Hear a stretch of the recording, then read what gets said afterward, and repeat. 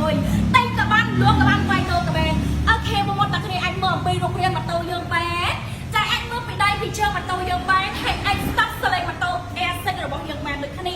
គេឥឡូវបងជិះតែសាក់ជួយមកមើលតែម្ដងអូយធ្ងន់បកគេនេះអូវ៉ាវ